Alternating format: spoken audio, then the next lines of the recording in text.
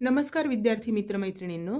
आज आपण विज्ञान आणि तंत्रज्ञान भाग 1 चे 5वे प्रकरण जे आहे उष्णता, या प्रकरणामध्ये स्वाध्यायात जे प्रश्न विचारलेले आहेत उदाहरणे सोडवा, ते प्रश्न आज आपण सोडवणार आहोत. त्यामध्ये स्वाध्यायातील प्रश्न 9वा जो आहे त्यातला अ आकडा बघा काय प्रश्न आहे. 1 ग्रॅम वस्तुमानाचे दोन पदार्थ अ आणि ब यांना एकसारखी उष्णता दिल्यावर अ चे तापमान 3 अंश सेल्सिअसने तर ब चे तापमान 5 अंश सेल्सिअसने वाढवले.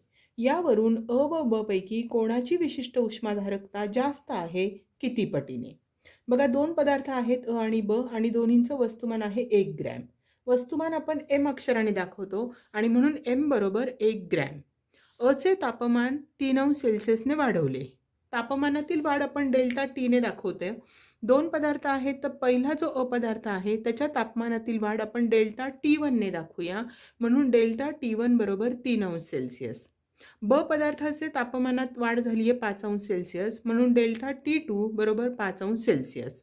पुढे असं सांगितलेलं आहे की या दोन्ही पदार्थांना एकसारखी उष्णता दिली, म्हणजे या ठिकाणी उष्णता म्हणजेच Q समान आहे. आता Qचं सूत्र आपल्याला माहिती आहे M गुणिले C गुणिले डेल्टा T. इथे दोन पदार्थ आहेत अ आणि ब, तर अ साठी आपण उष्णता घेऊ शकतो M गुणिले C1 गुणिले डेल्टा T1 आणि ब पदार्थासाठी आपण तेच सूत्र लिहू शकतो MC2 डेल्टा T2. Q समान आहे म्हणजेच Q1 बरोबर Q2 येईल आणि म्हणून हे दोन्ही आपण जर समान घेतले तर दोन्ही बाजूचा हा M आणि M कॅन्सल होईल, म्हणजे शिल्लक राहील C1 गुणिले डेल्टा T1 बरोबर C2 गुणिले डेल्टा T2.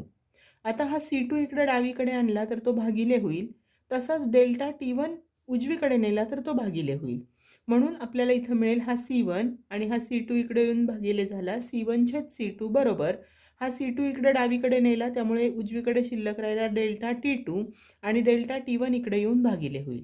आपल्याकडे डेल्टा T2 आणि डेल्टा T1च्या किमती आहेत 5 आणि 3, त्या किमती इथे ठेवल्या, म्हणून C1 छेद C2 बरोबर 5 छेद 3. हा C2 भागिले इकडे जाऊन गुणिले होईल, म्हणून C1 बरोबर 5 छेद 3 C2. याचा अर्थ आपल्याला असं कळतंय की C1 म्हणजे अ पदार्थाची विशिष्ट उष्माधारकता आणि C2 म्हणजे ब पदार्थाची विशिष्ट उष्माधारकता. तर इथे अ ची विशिष्ट उष्माधारकता जास्त आहे आणि ती ब च्या विशिष्ट उष्माधारकतेच्या 5/3 पट आहे. तर अशा पद्धतीने आपण हा प्रश्न पहिला जो अ आकडा आहे तो सोडवू शकतो. आता आपण प्रश्न 9व्यातला आ आकडा बघूया कसा सोडवायचा. हा आकडा बघा काय सांगितलंय. बर्फ बनविण्याच्या कारखान्यात पाण्याचे तापमान कमी करून बर्फ बनविण्यासाठी द्रवरूप अमोनियाचा वापर करतात. जर 20 अंश सेल्सिअस तापमानाचे पाणी 0 अंश सेल्सिअस तापमानाच्या 2 kg बर्फात रूपांतरित करायचे असेल तर किती ग्रॅम अमोनियाचे बाष्पन करावे लागेल. आणि कंसात आपल्याला दिलेला आहे द्रवरूप अमोनियाच्या बाष्पनाचा अप्रकट उष्मा बरोबर 341 कॅलरी पर ग्रॅम. आता यामध्ये आपल्याला बर्फ दिलेला आहे 2 kg, म्हणजे बर्फाचं वस्तुमान जर आपण M1 मानलं तर M1 बरोबर 2 kg दिलेला आहे. त्यानंतर आपल्याला इथे असं सांगितलेलं आहे की 20 अंश सेल्सिअस तापमानाचे पाणी 0 अंश सेल्सिअस तापमानाच्या बर्फात रूपांतरित करायचे, म्हणजे इथे तापमानातला जो फरक आहे डेल्टा T1 तो आपल्याला मिळेल 20 - 0 बरोबर 20 अंश सेल्सिअस. त्यानंतर बर्फाचा अप्रकट बर्फाची विशिष्ट उष्माधारकता C1 इथे आहे 1 kilo calorie per kg degree Celsius. बर्फाचा अप्रकट उष्मा म्हणजे L1 तो आहे 80 किलो कॅलरी पर kg.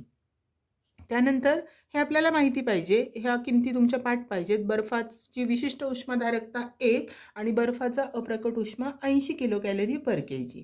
नंतर इथे आपल्याला दिलेला आहे द्रवरूप अमोनियाच्या बाष्पनाचा अप्रकट उष्मा, ज्याला आपण L2 म्हणूया, तर तो आपल्याला दिलेला आहे 341 कॅलरी पर ग्रॅम. तोच आपण इथे घेणार आहोत किलो कॅलरी पर kg मध्ये, कारण आपल्याला वस्तुमान किलोग्रॅम मध्ये kg मध्ये दिले म्हणून हे पण आपण एकक बदलून घेतलं. तर प्रश्न विचारला किती ग्रॅम अमोनियाचे बाष्पन करावे लागेल, म्हणजे अमोनियाचं वस्तुमान विचारले, त्याला आपण M2 म्हणूया. M2 बरोबर किती. आता सुरुवातीला काय करायचं आपल्याला की 20 अंश सेल्सिअस तापमानाच्या पाण्याचं 0 अंश सेल्सिअस तापमानाच्या बर्फामध्ये रूपांतर करायचं आहे. म्हणजे आधी पाण्यात रूपांतर होईल, मग बर्फात रूपांतर होईल. आणि हे रूपांतर होत असताना पाणी उष्णता गमावणार आहे, कारण तापमान कमी करायचं आहे.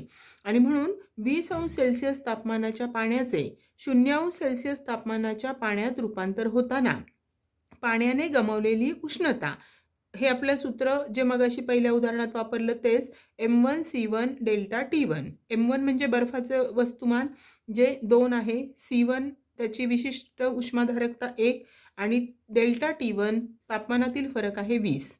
हा गुणाकार केला तर आपल्याला मिळेल 40 किलो कॅलरी. आता सुरुवातीला 20 अंश सेल्सिअस तापमानाच्या पाण्याचं 0 अंश सेल्सिअस तापमानाच्या पाण्यात रूपांतर करायला लागेल आणि मग नंतर 0 अंश सेल्सिअस तापमानाच्या पाण्याचे 0 अंश सेल्सिअस तापमानाच्या बर्फात रूपांतर करावे लागेल. आणि हे रूपांतर होताना गमावलेली जी उष्णता आहे, इथे तापमानात बदल होत नाही, म्हणून इथे आपल्याला जरी अवस्था बदलली, द्रवाचं रूपांतर स्थायूमध्ये होत असलं तरी तापमान 0 अंश सेल्सिअसच आहे आणि म्हणून इथं गमावलेली जी उष्णता आहे तो अप्रकट उष्मा असणार आहे. आणि म्हणून इथे सूत्र आपल्याला बदलायला लागेल, M1 गुणिले L1. L1 म्हणजे बर्फाची अप्रकट उष्मा, M1 2 आहे आणि बर्फाची अप्रकट उष्मा 80 आहे. आणि म्हणून ही गमावलेली उष्णता आपल्याला मिळाली 160 किलो कॅलरी. बघा इथे M1 L1 2 गुणिले 80 बरोबर 160 किलो कॅलरी. आता Q1 म्हणजे पाण्याने गमावलेली एकूण उष्णता, म्हणजे ही सुरुवातीला 20 अंश सेल्सिअस तापमानाचं 0 मध्ये रूपांतर होताना पाण्यामध्ये आणि 0 अंश सेल्सिअस तापमानाच्या पाण्याचे 0 अंश सेल्सिअस बर्फात रूपांतर होताना ही एकूण उष्णता जी आहे गमावलेली, ती उष्णता म्हणजेच आपल्याला पाण्याने गमावलेली एकूण उष्णता म्हणजे ही सुरुवातीची जी उष्णता होती 40 आणि नंतरची 160 अशी मिळून आपल्याला ती मिळेल 200 किलो कॅलरी. आणि Q2 म्हणजे अमोनियाने शोषलेली उष्णता. आता Q2 आपल्याला कशी काढता येईल, तर इथे पण आपल्याला अप्रकट उष्मा घ्यावा लागणार अमोनियाचा, त्याचं वस्तुमान आपण M2 मानलेलं आहे. तर M2 गुणिले L2 बरोबर M2 गुणिले 341 किलो कॅलरी पर kg. आता उष्णता विनिमयाच्या तत्वानुसार ही पाण्याने गमावलेली उष्णता आणि अमोनियाने शोषलेली उष्णता ही सारखी असणार आहे. म्हणून इथे आपण Q1 बरोबर Q2 असं म्हणू शकतो. Q1 आपल्याकडे आहे 200 आणि Q2 ची किंमत आहे M2 गुणिले 341, म्हणून 200 बरोबर M2 गुणिले 341. हा 341 इकडे आणला की 200ला भागिले होईल. जर तुम्ही हा भागाकार केला तर तुम्हाला उत्तर मिळेल 0.5864 किलोग्रॅम. याचं रूपांतर जर ग्रॅममध्ये करायचं असेल तर याला 1000ने गुणायला लागेल. 1000ने गुणलं तर दशांश अपूर्णांक 3 स्थळ जो आहे तो उजवीकडे सरकेल, म्हणजे इथे 1 2 3, म्हणजे उत्तर आपल्याला मिळेल 586.4 ग्रॅम. आणि म्हणून त्या अमोनियाचे वस्तुमान आपल्याला मिळालं 586.4 ग्रॅम. त्याच प्रश्नातला ई आकडा बघा. आता एका उष्णतारोधक भांड्यामध्ये 150 ग्रॅम वस्तुमानाचा 0 अंश सेल्सिअस तापमानाचा बर्फ ठेवला आहे. 100 अंश सेल्सिअस तापमानाची किती ग्रॅम पाण्याची वाफ त्यात मिसळावी म्हणजे 50 अंश सेल्सिअस तापमानाचे पाणी तयार होईल. कंसामध्ये दिलेला आहे, बर्फ वितळण्याचा अप्रकट उष्मा 80 कॅलरी पर ग्रॅम, पाण्याच्या बाष्पनाचा अप्रकट उष्मा 540 कॅलरी पर ग्रॅम, पाण्याची विशिष्ट उष्माधारकता 1 कॅलरी पर ग्रॅम. बघूया आपण हा प्रश्न कसा सोडवता येईल. बघा आता आपल्याला M1 दिलेला आहे 150 ग्रॅम, तापमानातील फरक डेल्टा T1 म्हणजे 50 वजा 0 बरोबर 50 अंश सेल्सिअस, C1 ची किंमत 1 कॅलरी पर ग्रॅम डिग्री सेल्सिअस, L1 म्हणजे बर्फाचा अप्रकट उष्मा 80 कॅलरी पर ग्रॅम, L2 540 कॅलरी पर ग्रॅम. त्यानंतर दुसरे तापमानातील फरक डेल्टा T2 आहे 100 वजा 50 म्हणजे 50 अंश सेल्सिअस. आता सुरुवातीला 0 अंश सेल्सिअस तापमानाच्या बर्फाचे पाण्यात रूपांतर होताना, म्हणजे बर्फाचं पाण्यात रूपांतर होतं म्हणजे उष्णता ग्रहण केली जाईल, तर ही ग्रहण केलेली उष्णता म्हणजेच M1 गुणिले L1. या उष्णतेला आपण Q1 म्हणूया. म्हणून Q1 बरोबर 150 M1 ची किंमत आणि L1 ची किंमत आहे 80, 150 गुणिले 80 कॅलरी. हा गुणाकार केला तर 15 8 120 आणि हे वरचे 2 शून्य म्हणजे 12,000 कॅलरी. आता 0° तापमानाच्या पाण्याचे 50° तापमानाच्या पाण्यात रूपांतर करायचं. म्हणजे इथे पण तापमान वाढतं म्हणजे उष्णता ग्रहण केली जाईल. तर ग्रहण केलेली उष्णता त्याला आपण Q2 म्हणू. इथं तापमानामध्ये वाढ होते आणि म्हणून उष्णतेचं सूत्र आपल्याला घ्यावे लागेल M1 C1 delta T1. M1 ची किंमत 150 आहे, C1 ची किंमत 1 आहे आणि डेल्टा T1 आहे इथे 50°C आणि म्हणून हा गुणाकार केला तर 15 5 75 आणि हे 2 शून्य 7500 कॅलरी. आता 100°C तापमानाच्या वाफेचे 100°C तापमानाच्या पाण्यात रूपांतर होताना इथे वाफ काय करणार आहे, वाफेचं पाण्यात रूपांतर होताना उष्णता बाहेर टाकली जाईल. तर ही बाहेर टाकलेली उष्णता त्याला आपण Q3 म्हणू. इथं तापमानात बदल होत नाही म्हणून सूत्र आपल्याला M2 गुणिले L2 असं वापरायला लागेल. M2 आपल्याला काढायची आहे किंमत म्हणून ती तशीच ठेवली आणि L2 म्हणजे 540 कॅलरी पर ग्रॅम. त्यानंतर 100°C तापमानाच्या पाण्याचे 50°C तापमानाच्या पाण्यात रूपांतर करायचं आहे. म्हणजे इथं तापमान कमी होतं म्हणजे उष्णता बाहेर टाकली जाईल. तर पाण्याने बाहेर टाकलेली उष्णता त्याला आपण Q4 म्हणूया. Q4 बरोबर M2 C1 delta T2. M2 ची किंमत आपल्याला काढायची म्हणून तशीच ठेवली. C1 1 आहे आणि डेल्टा T2 50 आहे. आता उष्णता विनिमयाच्या तत्वानुसार Q1 अधिक Q2 बरोबर Q3 अधिक Q4. मी इथं किमती ठेवल्या Q1 आणि Q2चे. Q3 आणि Q4 ची किंमत ठेवली. या दोघांची बेरीज केली तर ती मिळेल 19,500 बरोबर. इथं हा M2 आणि M2 दोन्हीमध्ये सामायिक निघेल. कंसात राहील 540 अधिक 50 म्हणजेच 19,500 बरोबर M2 गुणिले ह्या दोघांची जर बेरीज केली तर ती मिळेल 590 आणि हे 590 इकडे डावीकडे आणले तर भागिले होतील. हा 0 0 जाईल आणि 1950ला 59ने भागलं की आपल्याला उत्तर मिळेल 33.05 ग्रॅम आणि म्हणून M2 ची किंमत आपल्याला मिळाली 33.05 ग्रॅम. आता शेवटचा प्रश्न ई बघा. एका कॅलरी मापीचे वस्तुमान 100 ग्रॅम असून विशिष्ट उष्माधारकता 0.1 kilo calorie per kg degree Celsius आहे.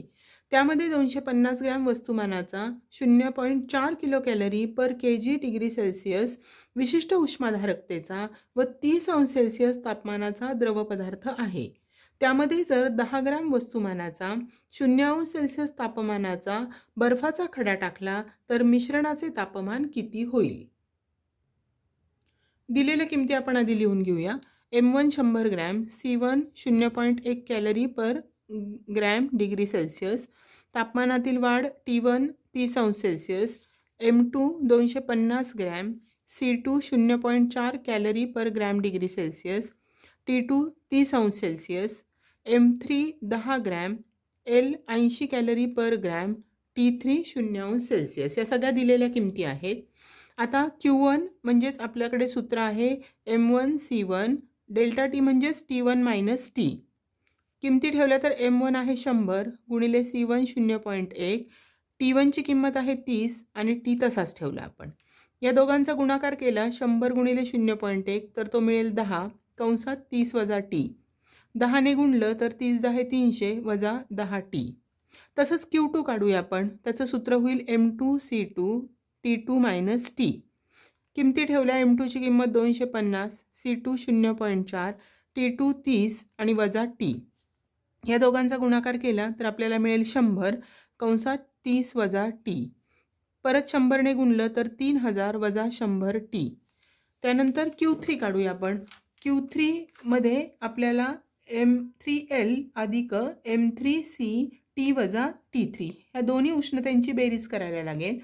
किमती ठेवल्या तर M3 ची किंमत 10 गुणिले L 80 अधिक परत M3 ची किंमत 10, C ची किंमत 1 गुणिले कंसात T वजा T3 आहे 0.